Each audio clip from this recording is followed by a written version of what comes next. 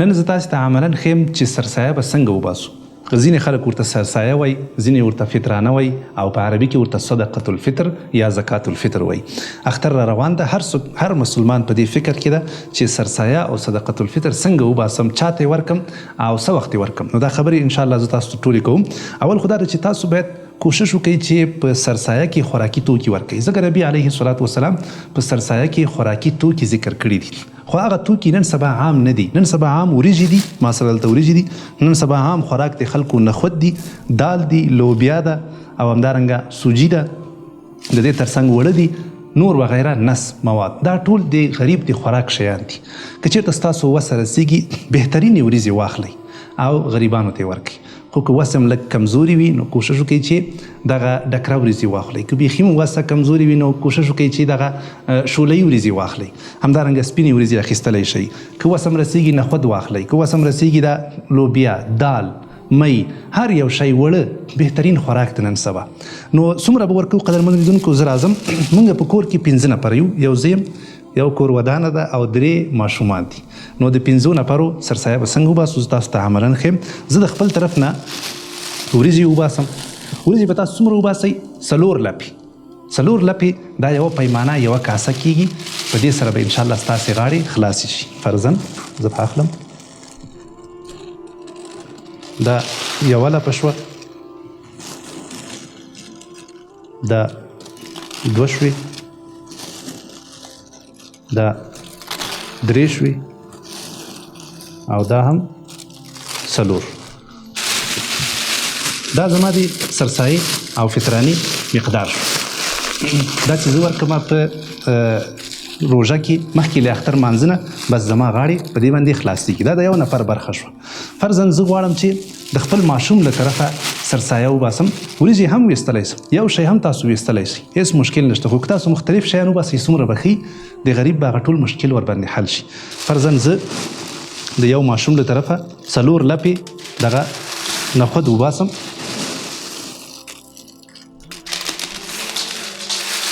دلته غورځېږي، ټکه ټوکه کوي، خو خیر دا به بیا انشاءالله بیرته راغونډ کړو.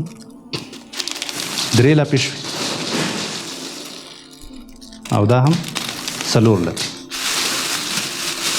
دا قدرمنو لیدونکو د یو ماشوم برخه شوه.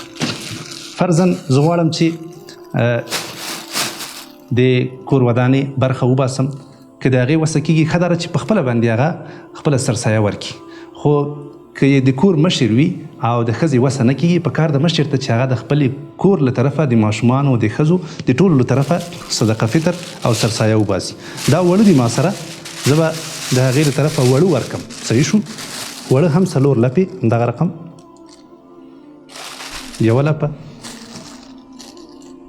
دا هم 2 لپې،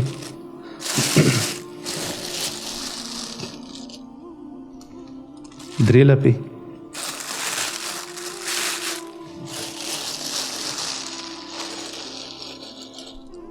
او دا هم 4 لپې. 4 لپې وړه دا ستاسې د ورېندارې له طرفه شو. دا هم د هغې برخه شوه، 3 برخې شوې. همدارنګه لوبیا شوه. لوبیا به هم تاسو 4 لپې واچوئ. همدارنګه بل کوم څه شی تاسو راوړي وي هغه هم 4 لپې واچوئ. نو د غریب به څومره یو ښه کار وشي. هغه څوک چې مالداران دي کوشش وکړئ چې تاسو بیخي په سرسایه کې ان غوښه ورکړئ. دا هم امکان لري. غوښه که 4 لپې زه راواخلم ډېره پیسې کېږي، نو تاسو غوښه ورسره یو ځای کړئ د یوې برخې نه، نو په دې سره به انشاءالله ستاسو غاړې خلاصې شي. ګورئ تاسو چې فامیل کې څومره خلک یي، د هغوی ټولې برخې دغه رقم راغونډې کړئ، په یو خلطه کې واچوئ او غریب ته وروړئ. یقین لرم چې د غریب به ډېر کار ورباندې وشي. دا ګورئ د شریعت په هر حکم کې ډېر زیاتې فایدې دي او ډېر حکمتونه دي. که تاسې دا مواد په سرسایه کې ورکړئ، یقینا چې د غریب کور به له دې موادو ډک شي او دومره به یې زړه ولګېږي، دا سترګې به یې څنګه شي، مړې شي. نو ډېر زیات به خوشحاله یي. تاسو داسې لږ پلټنه وکړئ، په خارج کې داسې هیوادونه دي، یقین وکړئ چې هلته خلک هم دغه خوراکي مواد وباسي، د غریب مکمل د کور یوه کوټه ورنه ډکېږي. بعض زړه یې ولګېږي، ټول کال هغه خاندي او هر ورځ وایي چې بس زما خو د ټول کال غم وخوړل شو. صحیح شوه؟ او دا پیسې چې دي په دې کې دومره برکت نه وي او په دې کې د علماو اختلاف هم ده. ځینې وایي چې پیسې کېږي، ځینې وایي چې نه کېږي. صحیح شوه؟ خو بیا هم که تاسو پیسې ورکوئ، یو څه علماو خبره کړې ده، ویلي دي چې پیسو کې هم سړی کولی شي چې سرسایه ورکړي. د سرسایه په ځای باندې پیسې ورکړي. خو قوي خبره ډېره ښه خبره دا ده چې سړی دغه خوراکي مواد په سرسایه کې ورکړي. په دې باندې هم د غریبانو سترګې مړېږي، هم یې په روزي کې برکت راځي او د شریعت په هر حکم کې ډېر زیات برکتونه دي. دغه رقم به تاسو یو بسته تیاره کړئ. کوشش به کوئ چې د اختر له لمانځه نه مخکې دا وباسئ. صحیح شو انشاءالله. د اختر له لمانځه نه مخکې دا وباسئ او غریب ته تسلیم کړئ.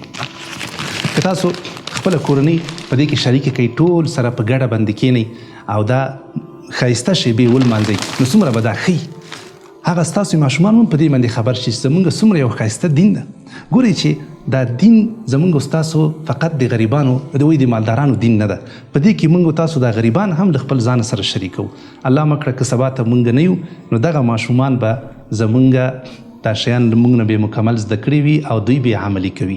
نو دا څومره یو ښه فضا ده چې تاسو له خپلو ماشومانو سره کښېنئ او ټول په ګډه باندې دا خلطه تیاره کړئ او بیا راواخلئ او غریبانو ته یې وروړئ.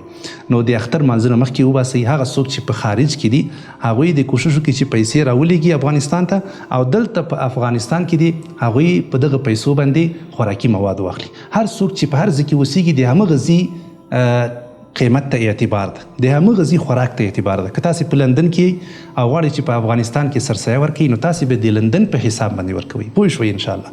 مثلا څوک په سعودي کې دي هغه غواړي چې خپله سرسایه وباسي، په افغانستان کې غواړي چې وباسي نو هغه به د سعودي په حساب باندې سرسایه وباسي. د سعودي حساب ته اعتبار ده چې هلته هر څومره اندازه وي په همغه اندازه باندې به په افغانستان کې وباسي. نو دغه د سرسایه په اړه باندې خبرې هیله ده چې تاسو به پوه شوي یئ. ښې بستې تیارې کړئ د دې لپاره چې غریبان خوشحاله شي او د دې لپاره چې انشاءالله په هغوی باندې هم دا خوښۍ زیاتې شي. دا اختر داسې یو مبارکې شیبې دي چې باید موږ تاسو لکه څنګه چې الله جل جلاله خوشحاله کړي دا رقم باید موږ تاسو غریبان هم خوشحاله کړو. صحیح شوه. دا اختر زموږ ستاسو ټولو اختر ده او د دې له برکته الله جل جلاله زموږ ستاسو روژه قبلوي. صدقه فطر سرسایه یعنی سجده سهوه. لکه څنګه کله چې موږ په مانځه کې یو سهو رانه وشي نو موږ تاسو په اخره کې سجده سهو وکړو د دې لپاره چې مونځ مو ښه شي او بشپړ شي. نو دغه رقم که چېرته موږ نه په روژه کې کومه غلطي شوي، کومه اشتباه شوي، نو د دې صدقې له برکته الله جل جلاله زموږ ستاسو دغه کوم اشتباهات نیمګړتیاوې چې په رمضان کې شوي دي هغه ورباندې پوره کوي او زموږ ستاسو دا روژه په ډېر یو ښه شکل باندې الله جل جلاله ته وړاندې کیږي. نو تاسو یې له زړه نه یې ورکوئ، په مینه یې ورکوئ او مستحقو خلکو ته ورسوي. څوک چې غریبان دي، مسکینان دي، په چا باندې چې زکات کیږي په تنخوا کې چاته نشي ورکولی. ضروري ده چې باید موږ تاسو دا مستحقو خلکو ته ورسو.